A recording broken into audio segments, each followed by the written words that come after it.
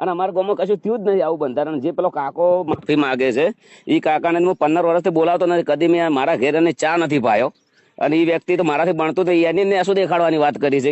એ વ્યક્તિ શું કેમ માફી માંગે? કદાચ કોઈ ભૂલ હોય તો અમે જઈએ. પણ તો ગોમ લેવલમાં હોવું ને નાના મોટું હોય. ગોમ લેવલમાં હોવું નાના મોટું હોય.